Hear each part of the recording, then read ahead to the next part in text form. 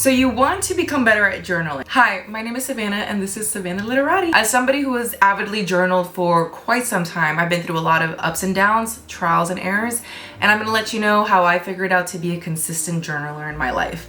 I don't even know if that's an actual word, but we're just gonna go ahead and run with it. Okay, I'm gonna give you 5 tips on how to actually become a better journaler. My parents just saw me filming through the window. My parents just saw me through the window and they're like, hi! Help me get out of this house, y'all. Help me be able to get out of this house. I'm trying to live on my own, girl. I'm 24, trying to live on my own. Help me, help me. I love my parents though. I want to be able to provide it back, okay? This is also the reason why I'm doing this, but like, anyway. Tip number 1, sometimes the smaller the journal, the less daunting that it is. I used to have really big journals that would actually last me for an entire year or even an entire year and some months. And it felt really daunting for me because I felt like I had to fill it, and no matter how many times I was writing in it, I couldn't get the satisfaction of finally ending with that journal and starting a new one. So it almost put me off from writing. Sometimes a bigger journal is better for people because then it gives them a lot more room to write a lot. But a lot of the times I've seen that somebody who doesn't journal as often, they get a lot more overwhelmed when they see a lot more pages to fill, because then they're like, oh my god, do I actually have a lot of things to write? And then it kind of snowballs into you just not committing anymore. I just finished these 2 ones. I finished this, I believe, last year. Started this one last year as well and just finished it. So now I'm starting this one. Sometimes we just need to feel like we're actually finally reaching the end of our first journal, have that satisfaction of saying, oh wow, we actually completed a full notebook, and then gradually work in upsizing our journal. Okay, just give it a try. I really want to make this very clear. Consistency doesn't mean daily. It's better to write every single day or journal every single day, or journal when you only want to. Both work, and please don't let anyone tell you that you have to journal every single day to be able to be good at journaling. And I gradually built a rhythm, and that's what I will say. You don't have to journal every single day, but if you do want to move away from journaling inconsistently, which is journaling when you want to, then build a natural rhythm.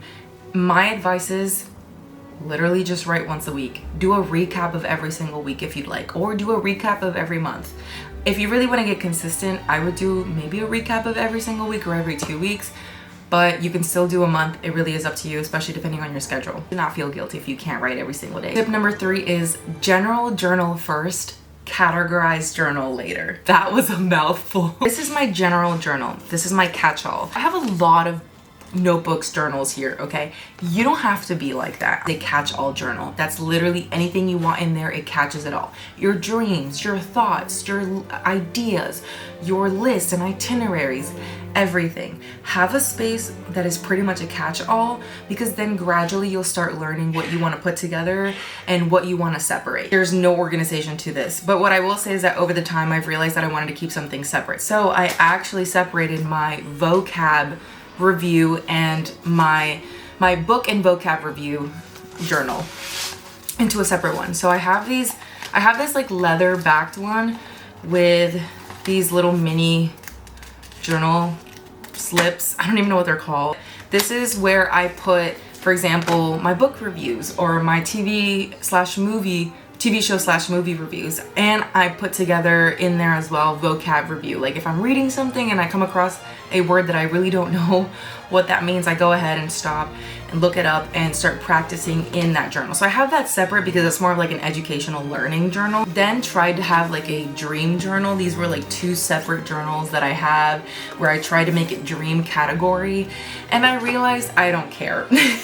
I realized that my dreams will like end up with me having thoughts that I would have already put in here anyway. So yeah, I canceled out dream journals and now have extra notebooks for anything else that I would like to use. So I don't even call this a journal. I kind of just use a random notebook that I find and put my ideas there. This is where I put all my business ideas, content ideas, I don't know. But I like to keep this separate because I actually like to go back and review everything in one place instead of having to go from like 1 or 5 pages of a mental breakdown and then the next page is me saying, oh my god, I'm a genius, I'm gonna become rich when I sell this idea. Here's where we're gonna be getting into like kind of the weird type of maybe uncommon tip. Journaling is not pretty.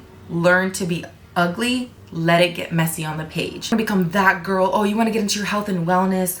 Well, you have to also journal daily. No. If anybody tells you that journaling daily helped them become a better person, please, please, please take a step back, learn to critically think, and go, I need to actually see if that's true. Because most of the times, journaling did nothing. It doesn't help.